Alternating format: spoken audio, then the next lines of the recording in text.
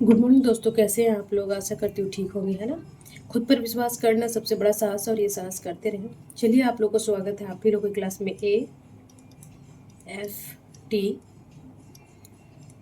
Edu boost में, है ना। जो नॉलेज है जो आपके पास जो नॉलेज उसे और बूस्ट करे, है ना, और उसको ताकत दे, ताकि जो भी एग्ज़ाम में आप लोग जो भी एग्ज़ाम में बैठे उससे कोई क्वेश्चन ना छूटे। आप एक बार खुद का आप मतलब कि खुद को जांच सकते हैं, एक बार जो पढ़े हैं, और हमारे क्लास से सब्जेक्टिव फिर ऑब्जेक्टिव करने के बाद, है ना। तो इसका सब्जेक्टिव मैं पढ़ा दी हूँ, आप जाके देख लेंगे, है ना। तो चलिए, आज का क्लास में स्टार्ट करती हूँ। सकारात्मक सोचें और सकारात्मक रहें, क्योंकि सकारात्मकता ही वो ऊर्जा है जो हमें हर प्रॉब्लम से लड़ने के लिए ऊर्जा देती है, और ऊर्जा को बनाए रखें, ताकि आप अ, कभी हारे नहीं। हर एक क्षेत्र में, चाहे एजुकेशन हो, बिजनेस हो, जो भी क्षेत्र जो मिले ठीक है, ना मिले तो और कुछ है कि नहीं। चलिए, कोई नहीं। तो आज मैं आर्टिकल्स 12 और 13 के बारे में बताऊंगी कि भारतीय संविधान के अनुच्छेद, इसका ना सब्जेक्टिव देख लीजिएगा आप जाके ना, कि क्या, जब तक आप सब्जेक्टिव नहीं देखिएगा नहीं होगा जी, ठीक है। इसका MCQ आप जो नहीं देखे हैं वो जाके देखेंगे। देखिए, इसका जो क्या बोलते हैं, इसे अगर वो पहले मेरा क्लास सब्जेक्टिव करेंगे, फिर ये MCQ करेंगे, और लक्ष्मीकांत पढ़े हैं तो फिर एक बार और पढ़ लेंगे, इसके बाद फिर देखेंगे कि कितना क्लियर हो जाता है। आई होप, मुझे आशा है कि 95% आप कवर कर लेंगे। कोई भी UPSC वाले हो, PCS वाले हो, और वन डे एग्ज़ाम वाले हो, जो भी हो, यूजी नेट हो, कोई भी जितने भी कम्पिटिटिव एग्ज़ाम है, इससे रिलेटेड जितने भी क्वेश्चन है, मुझे आशा है कि वो सारे बन जाएंगे, है ना। तो देखिए, ये भारत का संविधान है, और ये न्याय का प्रतीक है। चलिए, है ना। तो क्वेश्चन नंबर 1 क्या बोलता है कि जो भारतीय संविधान के अनुच्छेद 12 है ना, किससे संबंधित है। वहाँ जो देखे होंगे 100% वो बता दिए होंगे कि ये स्टेट, राज्य की परिभाषा से है ना, वो राज्य क्या है, उसके राज्य कौन होते हैं, तो उसके बारे में ये बताएगा, ठीक है जी। ओके। चलिए, अब क्वेश्चन नंबर 2 करते हैं। देखिए, मैं हर कुछ यहाँ फिर से नहीं बताऊंगी, क्योंकि ऑलरेडी मैं वहाँ सब कुछ बता रखी हूँ, डिटेल से सारा कुछ बता रखी हूँ, है ना। तो आप जाके वहाँ देखेंगे, इसीलिए मैं बार बार इसको नहीं डिस्क्राइब करूँगी, बस मैं आंसर के साथ बताते जाऊँगी। और आप अब जो इसके बारे में जानना चाहेंगे तो आप सब्जेक्ट देखेंगे, ठीक है। चलिए, क्वेश्चन नंबर 2 बोल रहा है कि अनुच्छेद 12 के अनुसार स्टेट में निम्न में से कौन सा सम्मिलित है ना। तो स्टेट में मतलब राज्य किसे बोला जाता है, उसके अंदर कौन कौन सा क्षेत्र आता है, वहाँ मैंने आर्टिकल्स 12 को डिटेल से बताई हूँ। आप एक बार जाके देख लेंगे तो आप आंसर दे दिए होंगे, जो भी देखा होगा हमारा क्लास, है ना। तो इसमें देखिए कि संसद और राज्य विधानमंडल भी आता है, भारत सरकार और राज्य सरकार भी आता है, स्थानीय निकाय भी आते हैं, जैसे पंचायती राज हो गया, नगर निगम हो गया, ये सारे क्या है, राज्य के अंदर आते हैं, वो राज्य ही कहलाते हैं। तो इसमें आंसर क्या हो जाएगा, उपरोक्त में सभी, ठीक है जी। ओके। क्वेश्चन नंबर 3 देखेंगे कि क्वेश्चन नंबर 3 क्या बोल रहा है कि जो अनुच्छेद 13 है किस विषय से संबंधित है ना। तो जो अनुच्छेद 13 क्या बोलता है कि जो इसमें मौलिक अधिकारों का परिवर्तन, कानूनी परिभाषा, राष्ट्रपति की शक्ति नहीं। ये क्या करता है, जुडिशियल रिव्यू जो होता है ना, न्यायिक पुनर्वलोकन, आप वहाँ देखेंगे। मैं फिर से नहीं बताऊंगी, बस थोड़ा सा बता देती हूँ कि अगर सुप्रीम कोर्ट ना जो भी निर्णय दिया है, उसके उसके अगर मान लीजिए कि किसी को 10 साल का सजा दिया है, और उसे लगे मतलब कि न्यायिक पुनर्वलोकन क्या होता है, जो न्याय है उसको फिर से अवलोकन करके और उसको फिर से न्याय देना, है ना, उसको फिर से सुनवाई करना। तो मान लीजिए 10 साल का सजा दिया है, ठीक है। तो लगा उसको कि अरे नहीं, ये सही नहीं है भाई, ये तो गलत मैं डिसीजन दे दिया, तो वो दिए हुए निर्णय को फिर से वो पलट सकता है ना, वो 5 साल कर सकता है, 10 साल 12 साल बढ़ा सकता है ना। तो ये जो इसे बोलते हैं जुडिशियल रिव्यू है। तो ये आर्टिकल्स किस में आता है, 13 में, ठीक है। तो ये ध्यान रखेंगे, आप सब्जेक्टिव देखेंगे, हाँ। ओके। क्वेश्चन नंबर 4 क्या बोल रहा है कि अनुच्छेद 13(1), देखिए उसमें ये क्लॉज भी आते हैं, तो आप ध्यान रखेंगे। और इससे क्वेश्चन देखिए यहीं से कंफ्यूज करता है, और लगता है यार पढ़े तो थे और आ ही नहीं रहा है ना।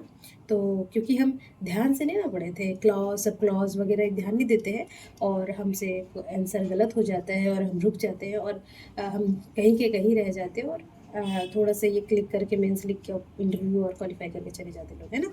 तो ये गलती नहीं करना है कि नहीं, क्योंकि हमें भी सक्सेस होना है, हम जिस काम के लिए यहाँ बैठे हैं वो करेंगे, है कि नहीं। चलिए, तो क्वेश्चन नंबर 4 बोल रहे हैं कि अनुच्छेद 13(1) कहता है कि संविधान लागू होने से पहले पहले के ऐसे सभी कानून जो मौलिक अधिकारों के विरुद्ध है, वो क्या है, जो तो ये क्या है, वो स्वतः अमान्य हो जाएंगे, है ना। अनुच्छेद 13(1) कहता है कि संविधान लागू होने से पहले ऐसे सभी कानून जो मौलिक अधिकार के विरुद्ध है वो क्या हो जाएंगे, स्वतः निरस्त हो जाएंगे, अमान्य, मतलब कि वो कानूनी नहीं है। ठीक है जी। अच्छा, तो अनुच्छेद 12 के अनुसार स्टेट परिभाषा में निम्नलिखित कौन नहीं आता है ना। देखिए राष्ट्रपति तो आते हैं, वह देखिए संसद भी आता है और राज्य सरकारें भी आते हैं और स्थानीय सरकार भी आता है ना। तो इसमें कौन सा आएगा, निजी कंपनी नहीं आएगा। अगर हम आर्टिकल्स 12 डिटेल से नहीं पढ़े रहेंगे तो कहाँ समझ में आएगा, नहीं आएगा ना।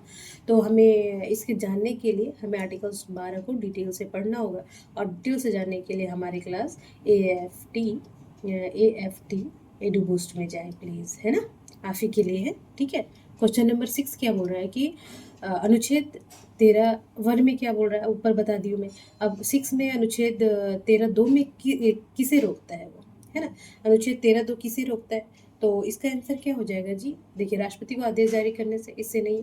फिर संसद को संविधान संशोधन करने से नहीं, सर्वोच्च न्यायालय के निर्णय लेने से नहीं ना। तो किसे रोकता है, ये रोकता है राज्य को मौलिक अधिकार के विरुद्ध कोई कानून बनाने से, है ना। राज्य, जैसे कि राज्य को क्या करता है कि नहीं, राज्य को रोकता है कि अगर आप फंडामेंटल राइट्स, मौलिक अधिकार से संबंधित कोई भी उसके विरुद्ध में, मतलब इसके अगेंस्ट में कोई कानून बनाता है, अगर इसका हनन होता है ना, तो आप तो ये आर्टिकल्स 13(2) के तहत उसे रोक सकता है ना।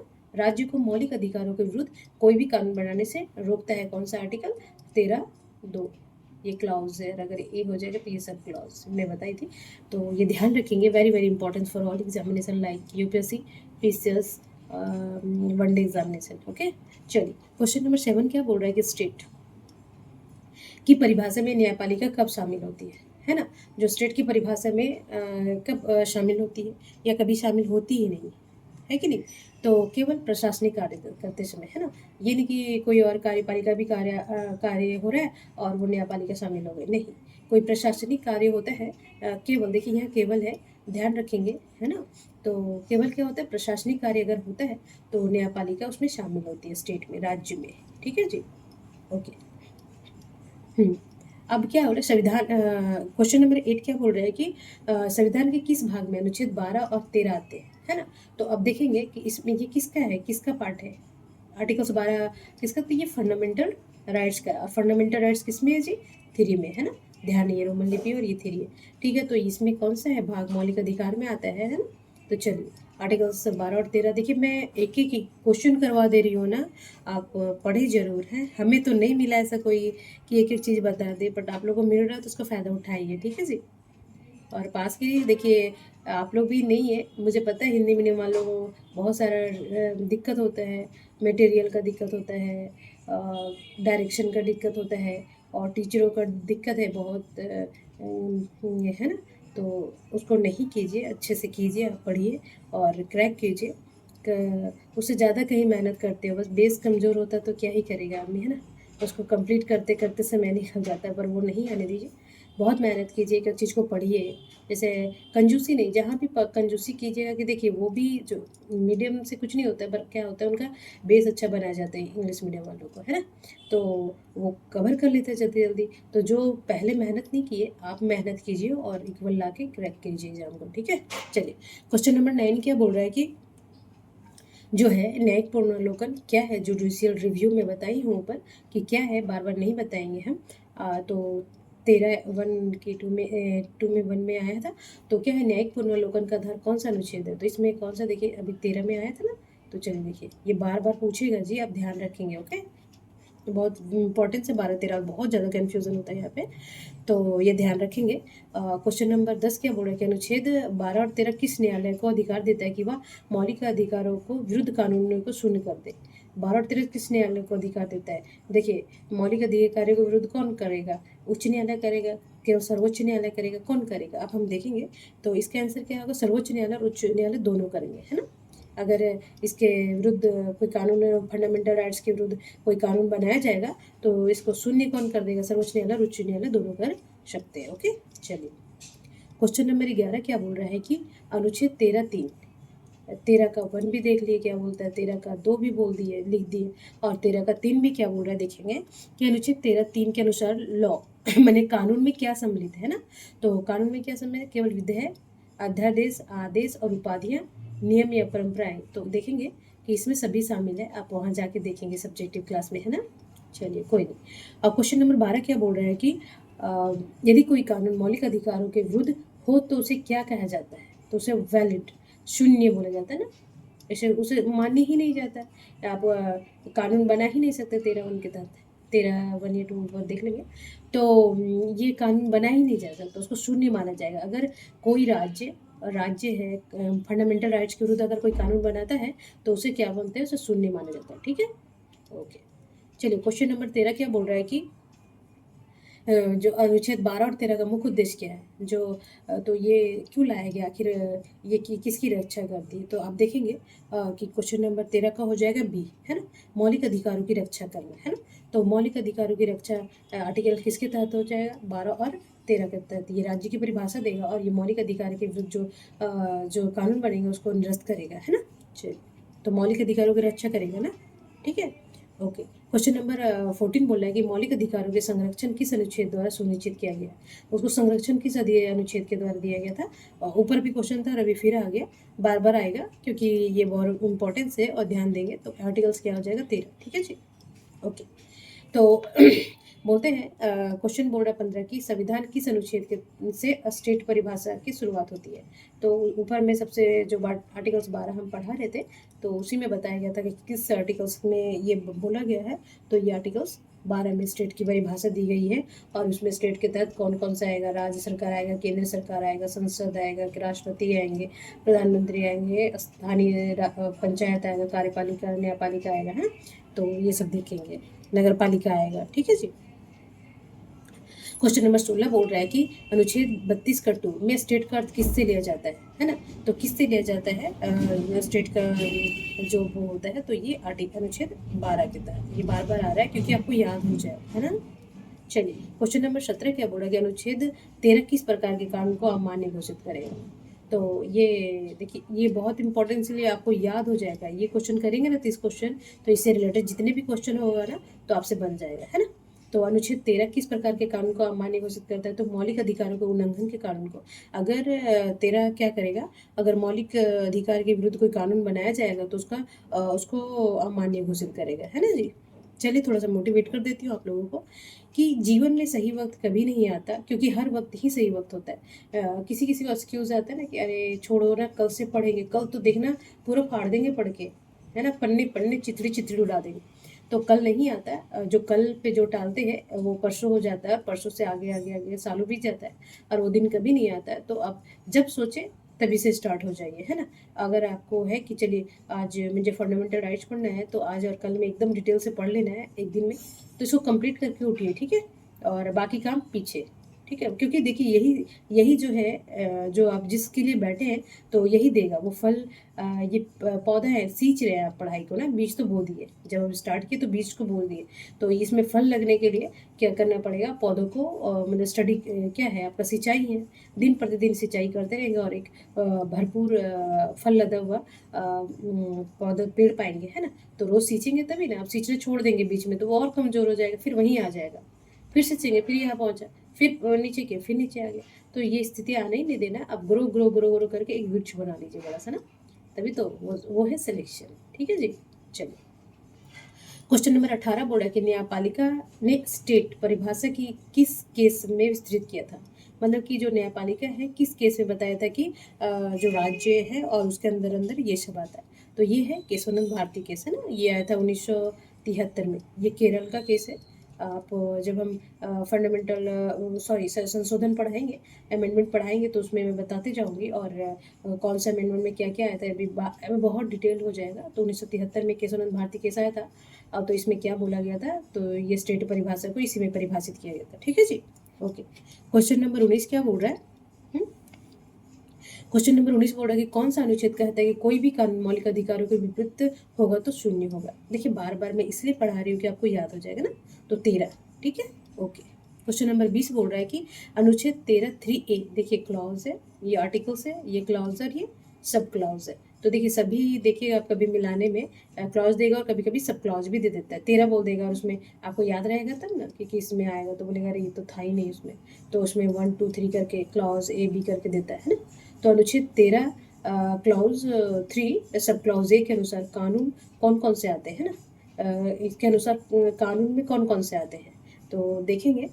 इसमें क्या है, उपरोक्त में सभी आ जाएगा। देखिए विधेयक भी आएगा, नियम और उपाधियां भी आते हैं, आदेश और अधिसूचनाएं भी आते हैं। हाँ चलिए, क्वेश्चन नंबर 21 क्या बोल रहा है कि ग्रहण का सिद्धांत, डिक्लाइन ऑफ एक्लिप्स, है ना, किस अनुच्छेद से संबंधित है ग्रहण का सिद्धांत। तो अब देख लेंगे इसमें कौन सा आएगा, बी 13 में, है ना। चलिए, क्वेश्चन नंबर 22 क्या बोल रहा है कि किस अनुच्छेद के कारण संविधान में न्यायिक पुनर्विलोकन संभव होगा। मतलब कि जो निर्णय, मान लीजिए सुप्रीम कोर्ट को ये आभास हुआ कि जो मेरा निर्णय है वो गलत तरीके से दिया गया है, वो सही नहीं है, तो वो किसके तहत फिर न्यायिक पुनर्विलोकन फिर से उसको अवलोकन करेगा और निर्णय देगा, किसके तहत, कौन से आर्टिकल्स के तहत। तो ये है 13 तहत, है ना, न्यायिक पुनर्विलोकन इसी के तहत तो दिए जाते हैं। चलिए, क्वेश्चन नंबर अनुच्छेद 13 वन पुराने कानूनों को कैसे प्रभावित करता है ना। जो अनुच्छेद ये कैसे प्रभावित करता है, तो ये मौलिक अधिकारों के विपरीत हिस्से को अमान्य करके, है ना। जो फंडामेंटल राइट्स है, अगर इसके विरुद्ध कोई कानून पास किया जाता है तो उसको अमान्य, जीरो घोषित कर दिया जाता है कि ये सही नहीं है। तो इसे इसे ये प्रभावित करता है ना। चलिए, क्वेश्चन नंबर 24 बोल रहा है कि अनुच्छेद 12 में लोक प्राधिकरण, पब्लिक अथॉरिटी को क्या माना गया है। जो वो लोक प्राधिकरण, जो पब्लिक अथॉरिटी है, 12 के तहत क्या माना गया है। तो आप देखेंगे कि इसमें स्टेट का अंग है। अगर कोई भी प्रशासनिक है तो वो क्या है, वो स्टेट के अंदर आएगा, है ना। तो देखिए ये बहुत सारा इसमें बहुत चीज़ मतलब कि पब्लिक सार्वजनिक है, तो वो स्टेट के अंदर आएगा, है ना। तो ये ध्यान रखेंगे। क्वेश्चन नंबर 25 क्या बोलेगा, अनुच्छेद 13 में कौन सा खंड संसद और राज्य विधानमंडलों को बाध्य करता है ना। कौन सा खंड संसद और राज्यमंडल को बाध्य करता है, 13 का, है ना। 13 कौन सा खंड है जो संसद और विधान मंडल को बाध्य करता है, तो ये देखिएगा 13 का क्लॉज 2, ठीक है, ध्यान रखेंगे। ओके, क्वेश्चन नंबर 26 क्या बोल रहा है, स्टेट की परिभाषा में शामिल संस्थाएं कौन कौन से हैं। तो इसमें देखिए दोबारा आ गया, आपको याद रहेगा, संसद, राज्य विधानमंडल आएगा, भारत सरकार, राज्य सरकार, स्थानीय प्राधिकरण और उपरोक्त में सभी, तो ये सभी आएंगे, ठीक है जी। एक बार प्रैक्टिस कर लेंगे, एक बार अच्छे से पढ़ लेंगे और बार बार आपको याद रहेगा, है ना। तो क्वेश्चन नंबर 27 बोल रहा है कि संविधान में अनुच्छेद 13 का क्लाउज 4 किस संशोधन के बाद जोड़ा गया, है ना। तो ये 13(4) में आप देख लेंगे आर्टिकल्स पूरा डिटेल से जाके, अगर देखिएगा तो इसमें क्या होगा, इसमें हो जाएगा आपका 24वां संशोधन, ठीक है जी। क्वेश्चन नंबर ये 28 क्या बोल रहा है कि अनुच्छेद 13 का 4 में किससे संबंधित है। तो ये मौलिक अधिकारों का संशोधन लागू होगा या नहीं होगा, है ना। तो आप देख लें उधर 13 का 4 में और 13 का 4 में क्या है। तो 28 का हो जाएगा मौलिक अधिकारों का, मौलिक अधिकारों पर संशोधन लागू होगा या नहीं, ये 13 का क्लॉज 4 बताएगा, ठीक है। इसके अंदर, इसमें जो प्रावधान है इसमें लागू होगा, ठीक है जी, ध्यान रखेंगे।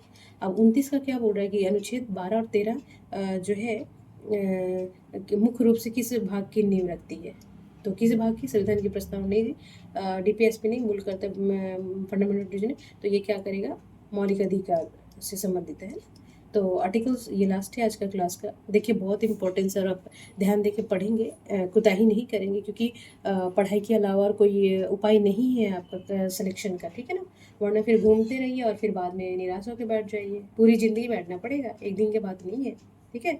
यानी चलो आज जैसे कल खुशी, क्योंकि आप अब जो अपॉर्चुनिटी है आपके पास वो खो देंगे ना, तो वो खोइए नहीं, आप दिन प्रतिदिन और मेहनत करते जाइए, टाइम निकल जाएगा एक बार मेहनत का, और फिर सिलेक्शन आपका हो जाएगा और खुशियाँ ही खुशियाँ होंगी, है कि नहीं। तो चलिए, क्वेश्चन नंबर 30 क्या बोल रहा है कि अनुच्छेद 12 और 13 मिलकर क्या सुनिश्चित करते हैं। तो जो क्या करते हैं, तो ये क्या करते हैं कि मौलिक अधिकारों से की सर्वोच्चता, कि जो फंडामेंटल राइट्स है वो सबसे ऊपर है ना। जो फंडामेंटल, क्योंकि इसके विरुद्ध हम कोई कानून नहीं बना सकते हैं, है ना। मतलब कि अगर वो बना भी तो उसको क्या होगा, शून्य घोषित कर दिया जाएगा, है ना। अगर कोई कानून फंडामेंटल राइट का हनन करता है, फंडामेंटल राइट्स का कोई भी कानून हनन करता है, अगर फंडामेंटल राइट्स का इसके बेस में, अगर इसके आत्मा को हानि, मतलब कि बोलते हैं ना कोर को, फंडामेंटल राइट्स को कोर को अगर ये ख़त्म करता है, तो ये क्या, अमान्य यानी कि जीरो घोषित किया जाएगा, ठीक है जी। वो केशवानंद भारती में फिर जोड़ दिया गया था, कुछ कुछ तो बोलते थे कि नहीं बना सकता, पर अब बना सकता है, पर उसके आत्मा को, मतलब कि उसके कोर को बदलते हुए और उसमें थोड़ा सा कुछ चेंजेस की जा सकती है, ठीक है। तो देखिए आज ये 30 क्वेश्चन है, अब बना लेंगे तो आई होप इससे कुछ क्वेश्चन आपका नहीं छूटेगा, है ना। तो आप ध्यान देके पढ़े, देखिए शॉर्टकट कुछ नहीं होता है, थोड़ा सा पॉलिटी क्या है, एक बार अच्छे से समझ लीजिए ना तो बहुत ईजी लगता है, और अगर नहीं समझिए तो दिमाग से निकलता जाता है और बनता नहीं है क्वेश्चन, है ना। तो चलिए, खुद पर विश्वास करना सबसे बड़ा साहस, और ये करते रहें, सकारात्मक सोचें और सकारात्मक रहें। और तब तक अपना और अपने फैमिली का ख्याल रखें, खूब पढ़ें, क्योंकि अपने ड्रीम को पाना है, अपने मुकाम को पाना है, और ज़िंदगी अच्छे से जीना है कि नहीं। इतना मेहनत कर रहे हैं तो औरों के जैसे जीने के लिए नहीं ना, तो मेहनत कीजिए, और अभी थोड़ा सा बोझो भी मनाइए, पर मेहनत ज़्यादा कीजिए, है ना। तो चलिए, तब तक अपना फैमिली और अपना ध्यान रखें, खूब पढ़ें, स्वस्थ रहें, मस्त रहें, और पढ़ते रहें। नमस्कार।